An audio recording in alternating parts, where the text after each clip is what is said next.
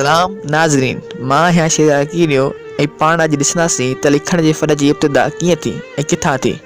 Video खां पहिरियां जेकॾहिं तव्हां चैनल सब्सक्राइब न कयो आहे त जल्दी सां चैनल सब्सक्राइब कयो ऐं गॾु घंटी जे ऑप्शन खे प्रेस करे छॾियो जीअं हर नई अचण वारी वीडियो जी तव्हांखे नोटिफिकेशन मिली वञे।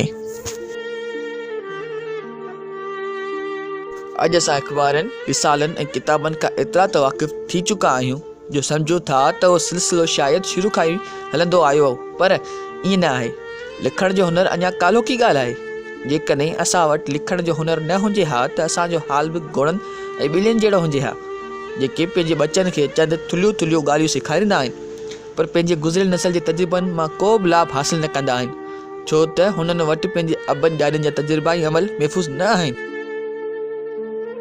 पहिरें क़बल मसीह में जॾहिं रूमी लोक मिस्र आया त हुननि खे नील जी वादी में अजीब ऐं ग़रीब नंढियूं वॾियूं तस्वीरूं नज़र आयूं, जिन खे ॾिसी हुननि रुॻो अंदाज़ो लॻायो त हिननि तस्वीरुनि जो तालुक़ मिस्र जी तारीख़ सां आहे, पर उन्हनि ते ग़ौर ऐं फ़िकर करण खे का बि अहमियत न ॾिनऊं।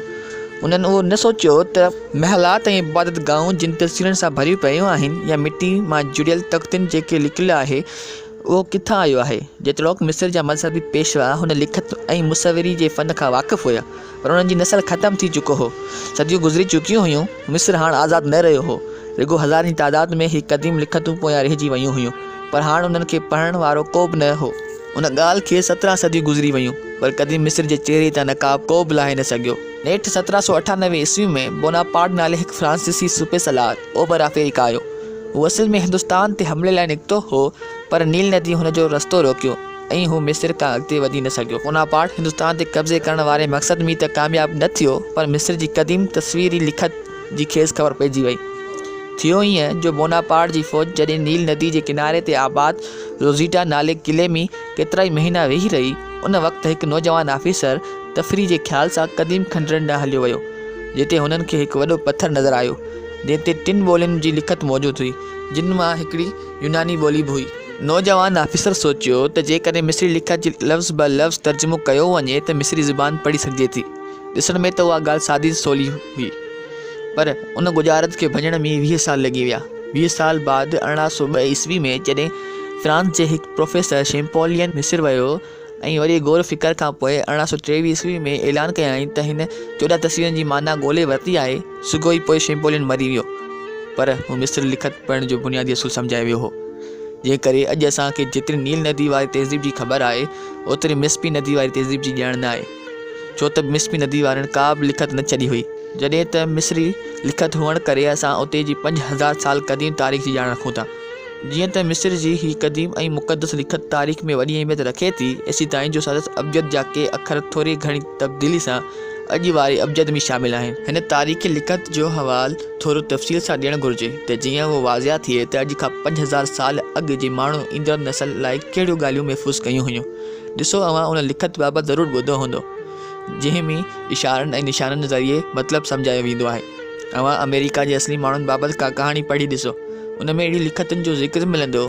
क़दीम अमेरिकी माण्हू पिणु के अहिड़ा निशान ऐं अहिञाण छॾिया आहिनि जिन मां ख़बर पवे थी त हेतिरा पादा मारिया विया या फलां ग्रोह में हेतिरा शिकारी आहिनि वग़ैरह। निशाननि ऐं अहिञाणनि वारियूं उहे लिखतूं सम्झण का एॾी ॾुखी ॻाल्हि न आहे, पर मिस्र जे माण्हुनि जी लिखत अहिञाणनि वारी तहरीर न हुई। उहा त लिखत जी अॼोकी फ़न वारी इब्तिदाई शिकिल हुई। हुन जूं तस्वीरूं गहरी मायना रखंदियूं हुयूं।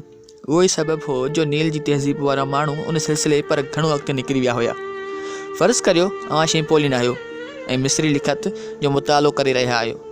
हिकिड़े हंधि अव्हांखे कंहिं माण्हूअ जी तस्वीर नज़र अचे थी जंहिंजे हथ में बेलचो आहे ऐं साम्हूं हिकु खॾो खयल आहे।